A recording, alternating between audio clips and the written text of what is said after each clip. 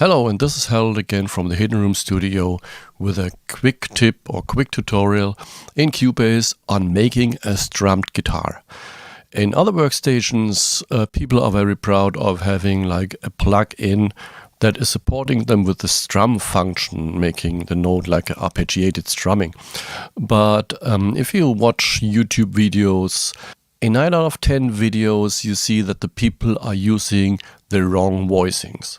So as you heard in the preview, there's a difference between a guitar and a piano voicing. And now I want to show you how you make a realistic guitar in Cubase, a realistic strummed guitar, so that also a guitar player can notice this is a guitar and not a strummed piano. So what I did in the beginning, I loaded up Halion Sonic SE and used the folk steel string guitar, an acoustic guitar, as my example for that guitar sound. And the interesting and most important part is the chord pads. So if you click right here on the top and turn on the chord pads here, let's just select any chord pad preset we like. Let's go to make it a little bit easier for you, to C major. We have all the C major keys here, and here on the left side you see here a little drop down where it says current player, and this is piano player or guitar player, and this is the important thing. So let's keep it on piano player, press the C major chord, and you see the C is played here like a piano player would play it, or the D major like this. And if we go to guitar player, it's different. So how's that? When you play the guitar, it's depending on what chord you play, and with some chords the player is using 4 strings, 5 strings, or all 6 strings, and also the sequence of the notes and the difference between the notes in octaves is different than on a piano. Like on the piano, in the left hand, you can hold your bass 2 or 3 octaves lower than what you play with the right hand. You cannot play that on the guitar because the span of the notes is not over 2, 3, 4, 5, or 8 octaves. So let's first record some chords here and then see what we can make with it, how we can make a strum. So let me record, and I'm starting here on bar 2 because I need a little space before the first chord for the strumming part. You will see in a moment.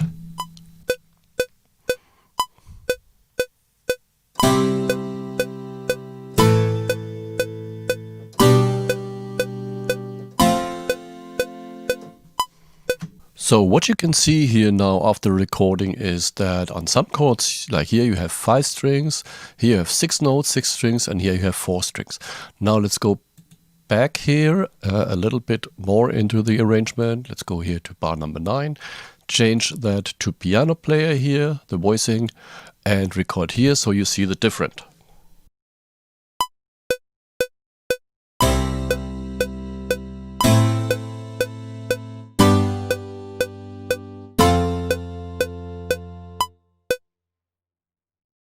So this is what the piano player is playing. You have 3 notes in the right hand and 1 bass note that is way lower than on the guitar part, and always 4 notes, and this is totally different.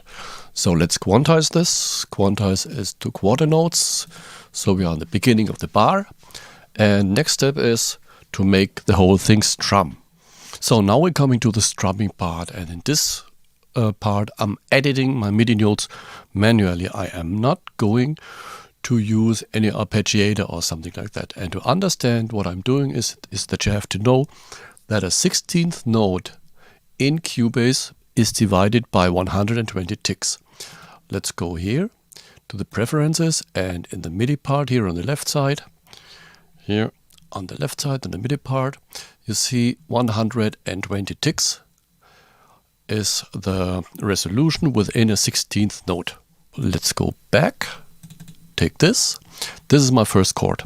I want to make it, first I strum down, then on the next quarter note I strum down again, and then on the 3 here I strum down and up, and on the 4 I strum down and up. So that means here I have to have a quarter note in the beginning, so let me cut this.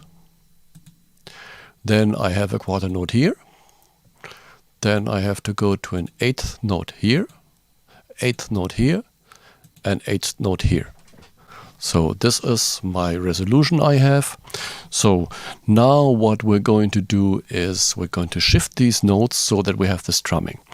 We have to know on a guitar, when you strum downwards, you hit the lower strings first. So this string here in the bottom, that comes first. So there are different ways to do that here or to set it up. You can strum like when you start a little bit earlier and the last one is directly on the downbeat, or you start with the strumming on the downbeat, or you're somewhere in the middle. In this case, to make it easier to follow, I start here with a little bit before, so that the highest note or the last note in my chord is always on the beat.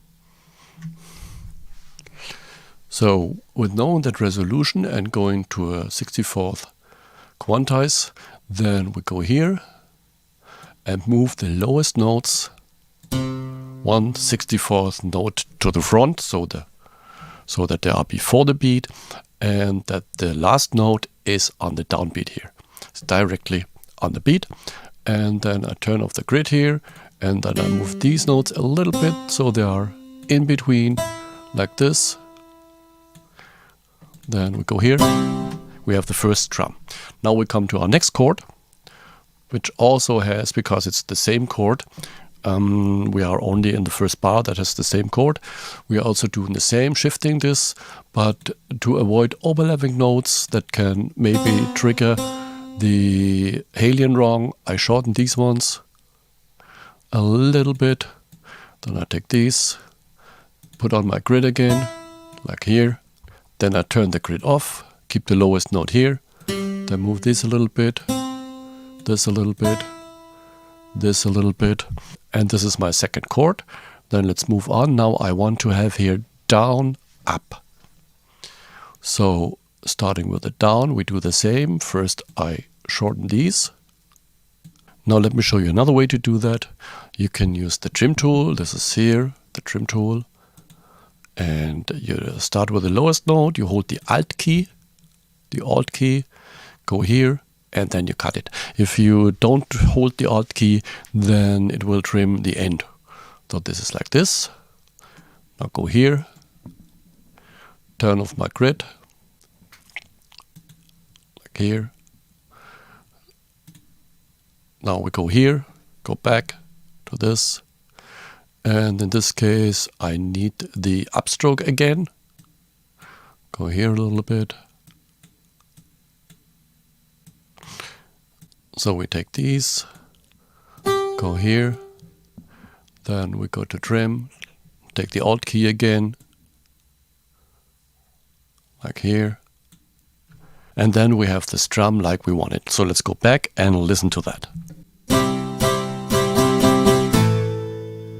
So we have the strum now, like I wanted it, down, down, down, up, and then we do the rest with the other chords, and I will be back in a moment. So now I'm back with this. I cut everything down and changed the beginning, most of it with the trim tool, and now let's listen to the whole part.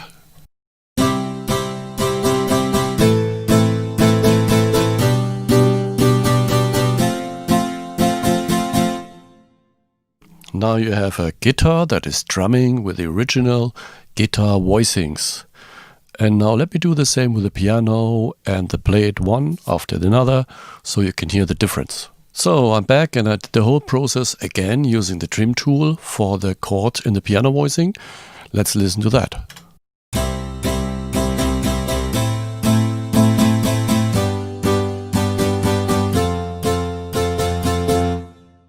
Well, to me the whole thing sounds a little bit too boring and not enough movement in the notes. The bass is too low. Maybe you can have that low bass when you tune down the guitar, but I'm playing piano and also playing the guitar and I can tell the difference. So let's listen to both versions. First I play the guitar voicing and then the piano voicing. I put both parts together. The first part is the guitar part, the second one the piano part. Let's listen.